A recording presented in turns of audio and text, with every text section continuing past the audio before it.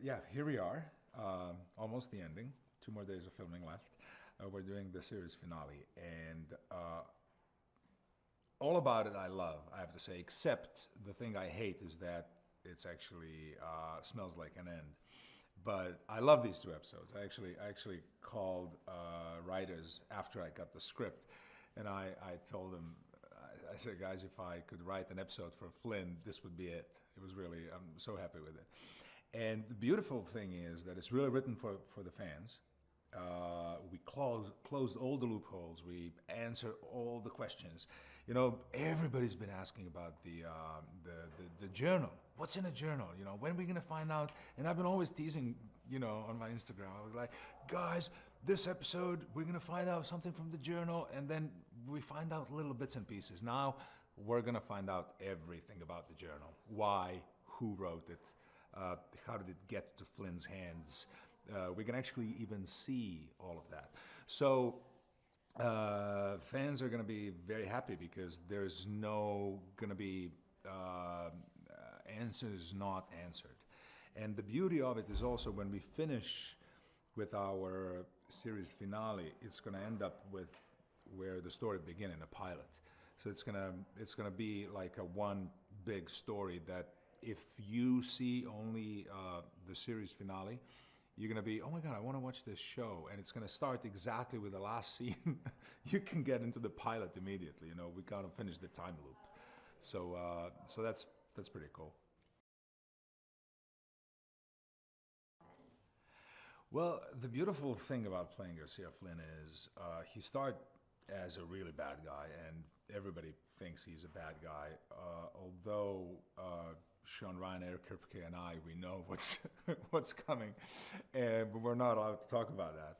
That was from the first meeting I had with the guys. You know, it was like, you know, it's this great character. The only thing you can see is a pilot, but you know, things to come, and this and that. And then I'm like, okay, if those things are really coming, I love it. But if not, they're like, yeah, it's coming. So we could see some changes in him towards the end of the season 1, you know, when actually guys start believing him that Rittenhouse exists and it's a real threat and that he's actually fighting. So they're fighting common enemy, and then season 2, they actually start working together, which was like my favorite part is like when Flynn walks in a bunker and he says, this is why I left the jail for, and everybody's like, you brought Flynn here? And I'm like, cool guys. You know, that was a killer. So then Flynn genuinely starts working with them, helping them, and I loved working with Malcolm. You know, like Flynn and Rufus had so much fun on set. You know, it was be like, no, I don't want to work with him, and then saving each other butts and all that stuff. It was a pleasure, and Malcolm is such a sweetheart. He's such a cool guy. So that was. And now we're in series finale, and we're gonna see finally, like I said before, we're gonna find out all the answers, and we're gonna see the real side of Flynn. It was season 1. Flynn was always separated from 3 of them. Every time I would see them, I would start shooting at them, throwing guns, rocks, bombs, nuclear weapons, whatever, you know. So we never actually worked together. Every time if we would work together, it would be over the gunpoint or something. Towards the end of the season 1, and then the first episode, the Benedict Arnold episode, towards the end of the season, we were actually working together. And it was so much fun. I'm like, look at us, we're working together.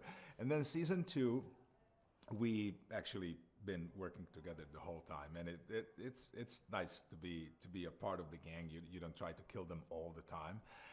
And with the fan, this is first time experience for me that I had kind of like direct contact with the fans, because I've been always kind of social media shy.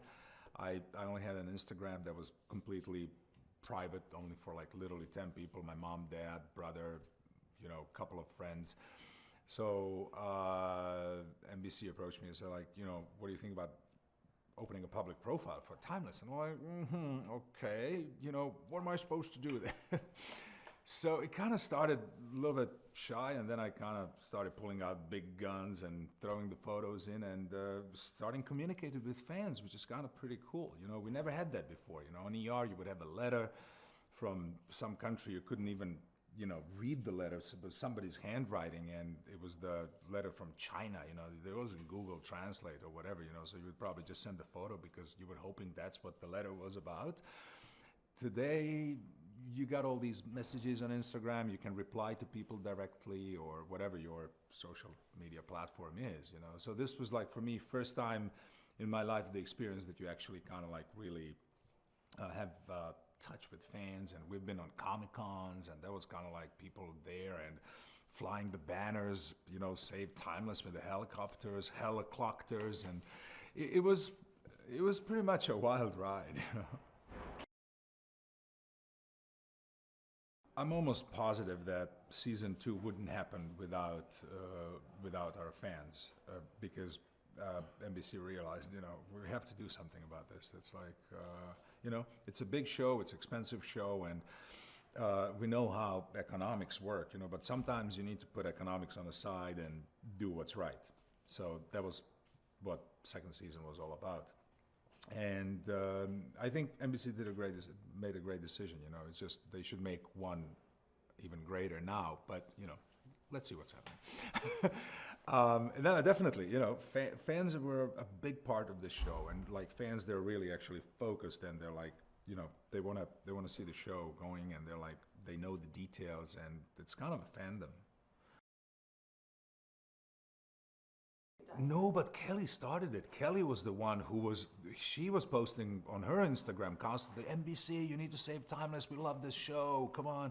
So she started it, it's like people didn't just hijack Kelly Clarkson's posts, because they were considered that rude, but they knew she's the one who was kind of like instigating all of that, and she was like, every time she could, she was like, oh, tonight is Timeless, I hope you guys are gonna watch it, and stuff like that. So that's why,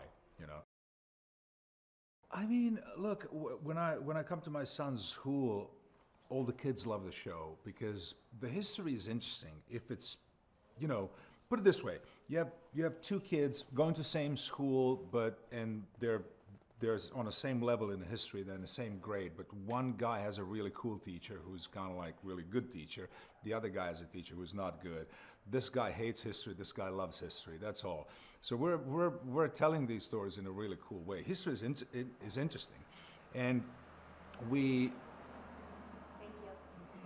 Yeah. And we've been telling all these stories that people, that they got kind of like forgotten through the history, that because of all different reasons. We're telling the stories of women, we're telling the stories of minority, we're telling the stories of these people who were kind of like history wanted to forget because they were not big enough, they were not powerful enough, And these stories are stories of an underdog, but they're real. They're real events in history. Like every time we would finish the episode, I would get all these people like coming and say, "What, you guys?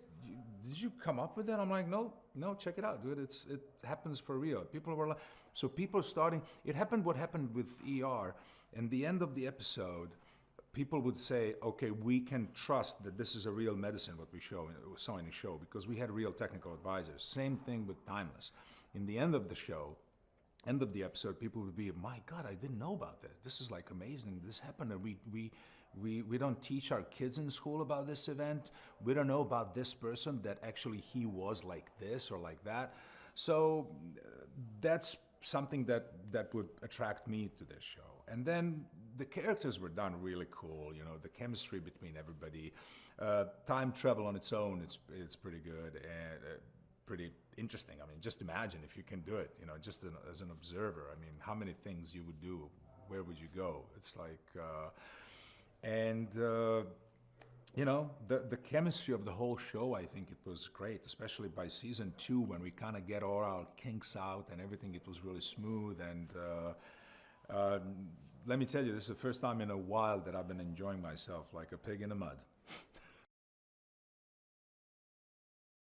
Sometimes you do fun jobs, but there's a lot of work there that it's not fun work, because you have fun work and then you have like, if you have a scene riding horses around and you know, with a couple of lines, but then you have a lot of action and stuff like that. It's kind of fun. I mean, come on. You started as an actor when you were a kid because you wanted to put a different costume on yourself.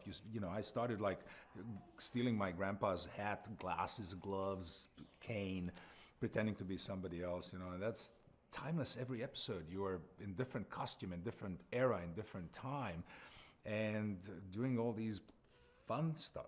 Fun things, you know. So for me, it's like really kind of like, really like not going to work. It's kind of more playing. I mean, this is more work than actually what I do in front of the other cameras, you know, like interviews. I actually did, because every once in a while, like I said, you have to put a lot of work into something before you start filming in order for you to have a really fun day at work. So one of my favorite episodes, I actually had only like one scene in that episode, but that one scene was one of my favorite. It was a scene when Flynn speaks Spanish with General Santa Anna during the Alamo in Texas. And I worked my butt off to get that Spanish down, and I remember coming on set and I was really ready and everything, and I've been speaking that Spanish like I'm Spaniard. And from that moment on, all my fans from South America, they stopped communicating with me in English. You know, it's just all Spanish. I'm like, guys, I don't speak Spanish.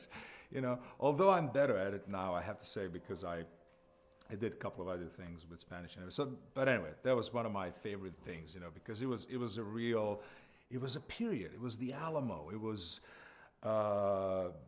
General Santa Anna. You have this flint gun and a costume and everything, you know. So that was one of my favorite moments, I have to say.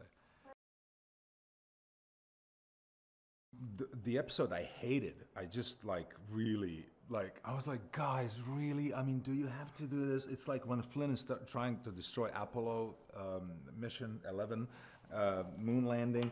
I'm like, guys, those are my heroes. I mean, come on, you know. I shot Abraham Lincoln already. That wasn't cool. I had to explain to my son, teen, so when we see Timeless tomorrow, Dad's gonna do something really bad, but you have to remember blah, blah, blah, blah, blah. So I had to explain to my son that I'm killing Abraham Lincoln. And then a couple of episodes later, I'm trying to, you know, kill Neil Armstrong and Buzz Aldrin. I'm like, guys, no, come on, please, no. And they're like, but look, you're not gonna be successful. I'm like, still, I don't wanna do that. That's bull, you know? Anyway, so I really kind of, they insisted on me doing that. And of course, I had to do it because, you know, I had to. And we made some trades there, you know. They said, okay, if you do this, we're gonna give you a scene on a horse, and all. Okay, then we can do. Just kidding. But yeah, there were things like that when you're playing a bad guy in that capacity, that we knew that he's not a bad guy, that he's fighting. That was his way of fighting Rittenhouse, wrong way, kind of like carpet bombing and not thinking about the casualties. But he was kind of trying to do a good thing Flynn's way. That was like the episode that I really didn't like, that I have to do that because, you know, there you go. It's so difficult to see when you have something really good. It's very difficult to recognize it in the moment. You know, when I was on ER, you know, I knew I'm on a great show, an amazing show, and you're grateful to be there and everything. But like 10 years later, you really see how important and great that was, you know. So the same thing's going to be with the Timeless, and I know how good the show is, and I know how much fun we had and everything. But a couple of years later, it's going to probably really sink, you know.